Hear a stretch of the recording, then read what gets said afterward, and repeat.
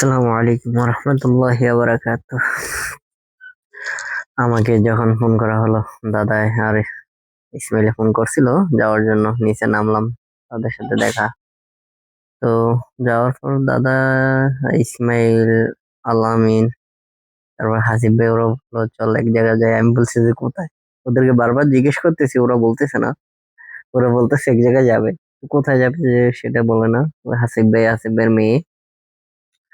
তো যাইতেছিলাম, ওরা তো কোথায় নিয়ে যাবে, হঠাৎ করে দাদার সাথে দেখা। ইসমাইল তো আরেক জায়গা, ও তো মানে কথা বলে এমন কথা বলবে যা মানে আপনি হাসতে হাসতে হাসে। তারপর ও অনেক দুষ্ট একটা ছেলে, খুব ভালো মনের মানুষ ইসমাইল। আসলে ফ্রেন্ড সার্কেলের মধ্যে ইসমাইলকে আমার খুব ভালো লাগে, দাদাকেও ভালো লাগে। তখন যাচ্ছিলাম, যাই দেখি সাইফুল ভাই, আমাদের আগে তো একসাথে চাকরি করছিলাম, সাইফুল ভাই এটা দেখে আমরা সবাই দাঁড়াইলাম। ওরা দোকানে গেলাম, তো দাদার লাগে হ্যান্ডশেক মুসাফা আহ কোলাকুলি করলো। অনেকদিন পর দেখা। আসলে আহ বন্ধুত্ব মানে অনেক কিছু। বন্ধু থাকা আসলে খুবই ইম্পর্টেন্ট, আমি মনে করি। বন্ধু না থাকলে আসলে, তো সাইফুল ভাইয়ের সাথে অনেক কথা হলো। উনি আহ চাকরি ছেড়ে দোকান, বর্তমানে দোকানই আছে। তো ওনার ব্যবসা বাণিজ্যের নিয়ে কথা বললাম, কি অবস্থানে আছে উনি। আসলে মোটামুটি ভালো পর্যায়ে আছে, আলহামদুলিল্লাহ, আল্লাহ শুকর। তো অনেকদিন পর দেখা। আলামিন দা, রিঙ্কন দা, তারপর হাসিব ভাই, ইসমাইল আছে এখানে।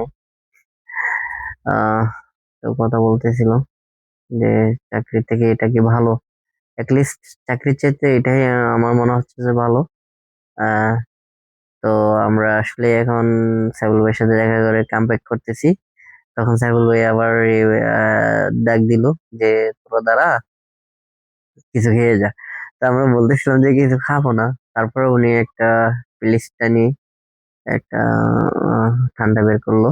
উনি সেটা নিয়ে এসে আমাদেরকে দেওয়ার চেষ্টা।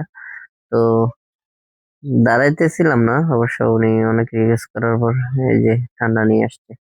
তো ঠান্ডাটা আসলে আলামিনের কাছে দেওয়া মানে শেষ করে ফেলা।